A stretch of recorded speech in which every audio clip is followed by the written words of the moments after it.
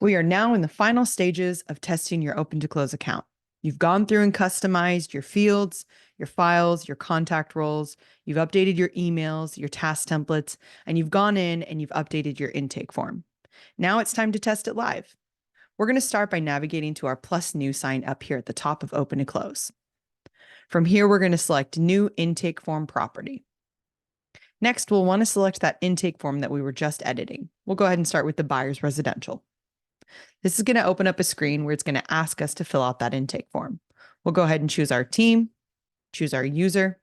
If we have an agent that we want to assign this to, we can select that now. Next, you're going to want to fill out this intake form.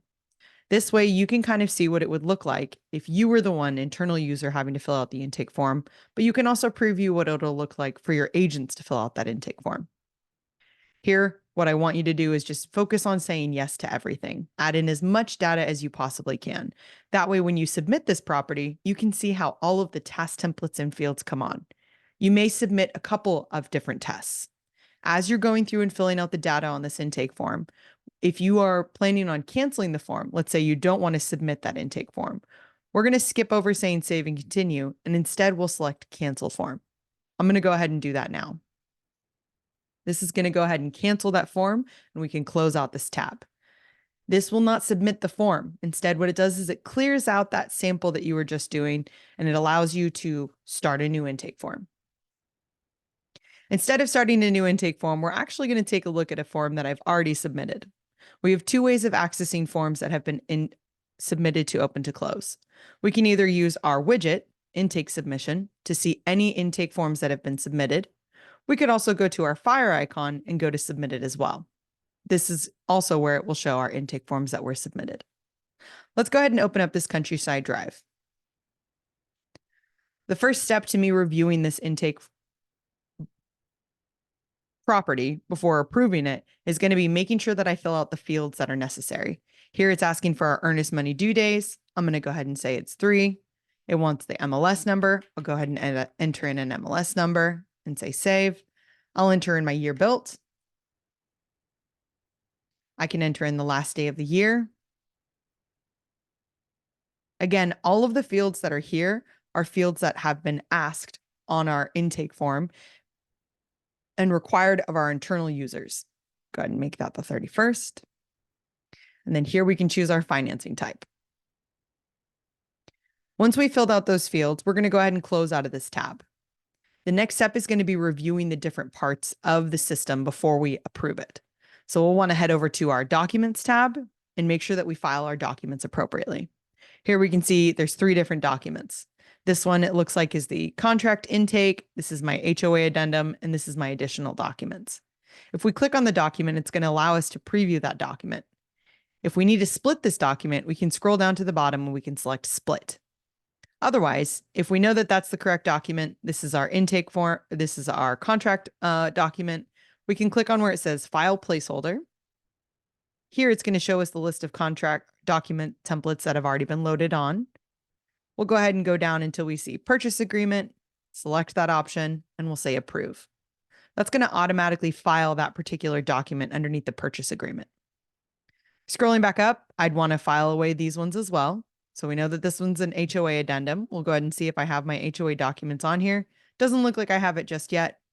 If I don't have one and I do want to associate a file role with it, I'm going to go ahead and select File Role, type in HOA. Here's my HOA, and I can say Approve. It's going to take that file and it's going to pop it into that same HOA addendum folder that was waiting below. If we look at this one, let's pretend that this is our seller disclosure. I can click on that file placeholder, locate where my seller disclosure is. Here's my seller disclosures, select seller disclosure and say Approve. This is going to go ahead and put all of those full files into their correct areas. You can see that they're in their file placeholders based off of the purple paperclip icon next to those placeholders. So here we can click on seller disclosure. That's that same document that we were just looking at. Our HOA demand. Here is that document as well. I'm going to go ahead and say remove empty intake folders. I don't need contract. I don't need any other additional folders that were added on. I'll go ahead and say remove. Here are those 2 folders. We'll go ahead and say remove and remove. This is just going to clean up our documents view. The next thing I could do is I could click on collapse for my folders just so that I can make it a little bit easier for me to see. And I'll probably want to reorder these a little bit. Maybe I want to drag my HOA below my contract and below my title and escrow. I might even want to bring all my disclosures all the way to the top as well. Maybe I actually want my disclosures in between these. As I reorder these are going to stay how they need to be. Our next step is going to be going to our contacts. Here, we're going to be reviewing to make sure that we have all the party members that we need necessary. We've got our listing agent, our buyer's agent, looks like another listing agent, looks like Hannah didn't have a role, Justin doesn't have a role, Kelly doesn't have a role, and then we have another version of Hannah. Sometimes this happens, especially if we have connections. In my case, I have multiple connections that brings on additional contacts. I'm going to go ahead and delete this duplicate Hannah, and I'll go ahead and update Justin's role to the other buyer. We'll go ahead and update Kelly as well, and we'll make her the seller. Once I've verified that all of my contacts have the appropriate contact roles, I can scroll up to the top and I can head back to approving the intake form. We don't have any tasks that we need to review just yet. Those are going to actually fire off once we approve. Next to the approve intake form, we can see that there are 14 triggers waiting. At this point, after I've reviewed that I have my fields filled out correctly, I've reviewed that my documents are filed correctly, and I've reviewed that my contacts are filed correctly, I'll go ahead and select approve intake form. Here it's going to ask me for some defaults. Looks like it's asking me to update that default signature. I'll say update defaults and settings. This is going to pull open a left-hand panel. We'll scroll down until we see default email signature. Here I can select that email signature. I'll probably want to set my email signature by default outside of this property. That way I don't have to do this every single time. There are going to be cases though, where you need to set that default email signature every single time, especially if you're working with multiple different agents and you might have multiple different signatures based off which agent you're helping out. I'm going to go ahead and scroll to the top and say close. Looks like I've got 2 steps right here asking me to review all the contract and details, make sure that those are filed correctly. They are. I'm going to go ahead and check that off. And this is asking me to reach out for the HOA contact. At this point, this is kind of an internal instruction for me. So it's making sure that I know that I'm keeping up with this part of the process. If I need to go and add on that contact, I can go to contact, say create contact, and create that contact here. If I know I'm good from this point, I'll go ahead and check off that particular instruction. And now it's asking me to review. There may be some times that it's asking you to review more contacts. Looks like there's another duplicate one. We'll go ahead and say verify contacts. Let me take a look at this. So it looks like we've got Jill here and it's similar to another contact on our list. Looks like it's trying to say it's similar to this one. I'm going to go ahead and say use this contact and use this contact. That way I can make sure that all of my contacts look good. Now I'm going to go ahead and say approve the intake form, and we'll go ahead and say approve submission. At this point, it's going through, it's checking the logic for those triggers. It's deciding what it needs to add. It's deciding what it might not need to add, and it's applying what it needs to apply to this particular property. Depending on the number of triggers you have will depend on the amount of time that it takes for it to process how many triggers need to be applied. Once they've been applied, another screen will pop up and say, triggers have been applied. We'll go ahead and wait for that.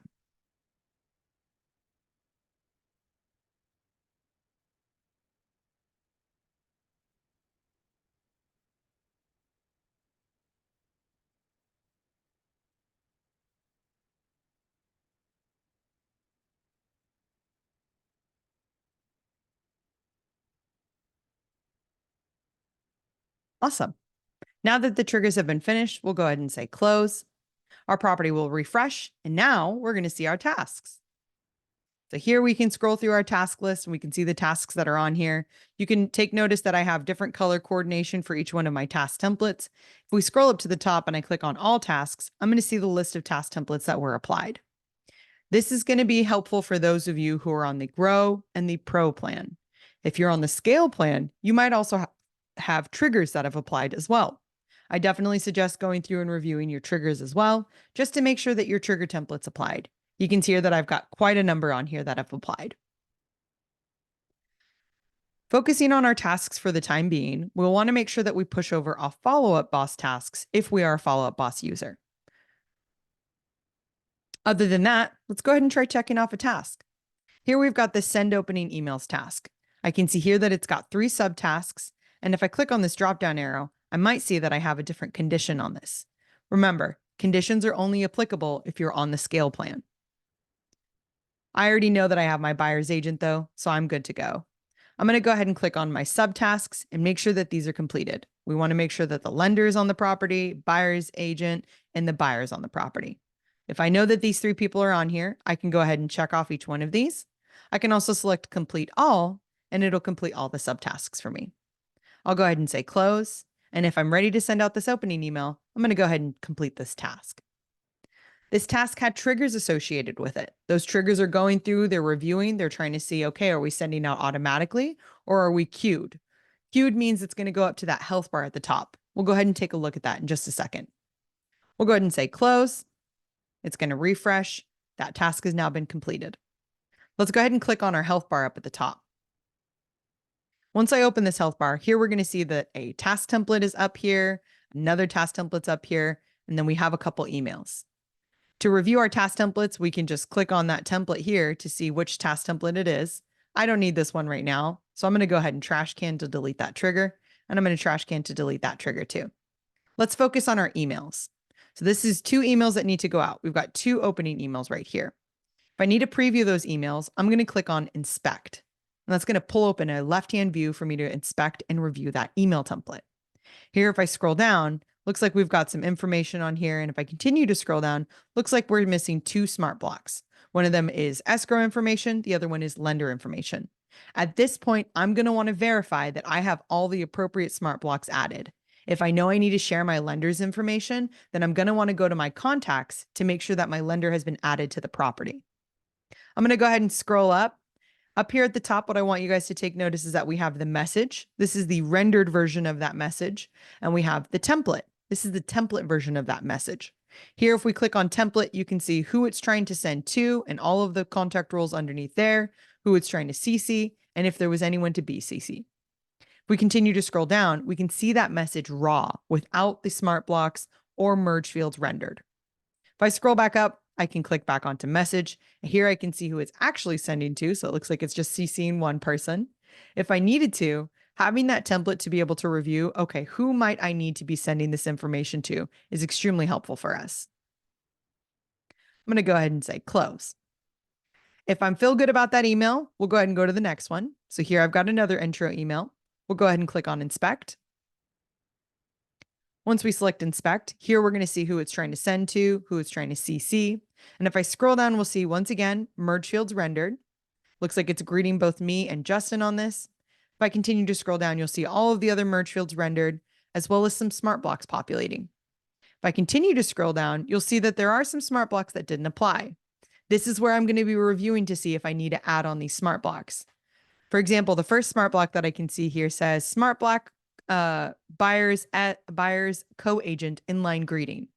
What this means is if I scroll up and I start to read this body of this email, it says, my name is Community. I'll be working with your agent, Jill. If there was a co-agent, I would also want it to say Jill and whoever my co-agent was. I'd probably want to make sure that agent updated to say agents as well if I have a co-agent. That's an example of how smart blocks can be used. It's either going to add in the information or it's not going to add in the information. Same thing with the other smart blocks that are on here. I've got this other smart block called inspection responsibilities. If I want to make sure that my inspection responsibilities come on, I'm going to want to make sure that I meet all of the conditions to bring on that block of information. Same thing with our smart appraisal expectations. We'll want to make sure that we meet those appraisal expectations, as well as make sure that the conditions have been met to bring on that smart block. If we need to know what's in these smart blocks, the conditions that are a part of them, we can scroll up to the top. We'll go ahead and say close. And then once we can close out of our health bar, we'll go ahead and click into an open space on the property. And then we're going to do Control S. And that's going to pull open our smart blocks.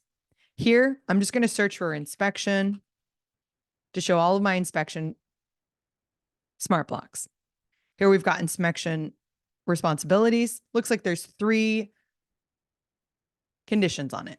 We'll go ahead and click on that, scroll down. So inspection report exists in the property. I wouldn't have that just yet, so I'm going to go ahead and remove that condition. Looks like it's asking, will there be an inspection equal to yes, and that the inspection period date is not blank. Let me scroll down on my field section, and I want to make sure that I have that inspection period in there. So if we go down, inspection periods added on here. And I know for sure that we have an inspection. If I scroll back up, I can click on transaction details. I can go to intake questions, and here I can see what I've said yes to. So it looks like inspections is yes. Let's go ahead and take a look at the other condition, the other smart block that we wanted to add on our appraisals. So I'll go ahead and type in appraisal. Here we've got that appraisal expectations, OTC2. We'll go ahead and click on that. If we scroll down, looks like a specific appraisal contingency rider needs to exist in the property. And it looks like the will there be an appraisals equal to yes. I'm going to go ahead and delete the file rule once again, just to make sure that we can meet those conditions. I know if we go to check our conditions, we can go over to intake questions and we'll see, will there be an appraisal equal to yes? Now let's go ahead and take a look at that email template again. I'll go ahead and exit out of our smart blocks. We're going to click on that health bar at the top. We'll go down to that buyer opening email and we'll select inspect. It's going to go through and load. And if I scroll down now, we're going to see that those two smart blocks that were there are now no longer there. And if we look at the body of the email, we've got that sentence about appraisal. And we also have that information about inspectors and getting a home inspection completed. That's how we're going through and we're validating our smart blocks. As you start to build out more of your system, you're going to know the custom conditional logic that you're using, but it's a good idea to know where to look if you need to. If we scroll to the very bottom of this email, what I want you to take notice is that we'll also see any merge fields, file roles applied to this particular email template. In this case, I want my purchase contract FE to be attached to this email when I send it out to my buyer. Below that, I can say send, I can edit the fields, I can close out of this screen, or I can select edit. If I select edit, what this is going to do is it's going to render that email. It's going to convert all the merge fields into the actual content, and it's going to detach itself from that email template. That way, if you need to make additional edits, maybe you need to add in more information, maybe you need to send it to a specific party member that wasn't included on there, you can go ahead and have that edit and the ability to edit that email. I'll go ahead and say close. We're going to scroll to the top. We're going to close out of here. The other options that we have on this screen is to just send it right away. We can turn off these triggers if we do not need these triggers. I'm going to go ahead and turn them back on. We can also select the triggers. And down here, we have a couple more options. We can either set due, schedule them, deactivate them, or delete them if needed. Schedule is really, really awesome tool to be able to say, okay, well, these two triggers, I just reviewed them. They look great, but I want them to go out on, let's say, Friday. I can click on pick a date, select Friday. I can go through and pick a time. We'll go ahead and say 8 a.m. is when I want them to go out. And then I can say schedule triggers. When I go to schedule these triggers, it's going to remove them from that trigger view. And when I close out of this trigger view, I'm going to head over to emails and I'll see my scheduled emails here. Let's talk about some things that I want you guys to keep in mind when you're testing out and you're checking out this property. I want you to make sure that your fields have been updated, that your information in here is valid and correct, that your dates have populated correctly based off of that date template coming in. You might need to go back and review the date template as needed and add in the dates that you need. I also want you to review the task templates, make sure that they're populating correctly, make sure the tasks that you need are on here. Play around with the filtering. Maybe you want to see it's based off of a specific team member that needs to complete tasks. You want to review the tags. You want to go based off of colors. You just want to see the tasks with triggers, or you want to see any tasks that are marked critical. Again, if any tasks were marked as pinned, I'll go ahead and pin this one and I'll pin the second one. We're going to see that it comes at the very top underneath this pinned section. We'll have scheduled, and then down below that, we'll have unscheduled. After you're done reviewing those, I want you to head over to your documents. I want you to make sure that all of your document templates populated correctly. And if they have, awesome. If you need to update them, you need to delete any of them, feel free to do that. You also might need to reorder some of them as well. Lastly, I want you to make sure that all of your contacts have been brought on here correctly. If you noticed, when I looked at that intro email, I didn't have an email for Justin. So I might want to go and open up Justin and add in an email into his personal information. That way he receives the communication as well. After you're done with that, start checking out all of the other options that we have on this particular property. You may be using different integrations. So we'll head over to our More tab, and here we can see the list of integrations that we have. If we need to connect our property to Dotloop, we'll go to Dotloop. We can either link the property to a loop that's already existing, or export the property out of open to close into dotloop. We can do the same thing for SkySlope, for Brokerment as well. If we need to connect to Follow Up Boss, we can either select the Follow Up Boss icon up here, or we can go to Follow Up Boss here.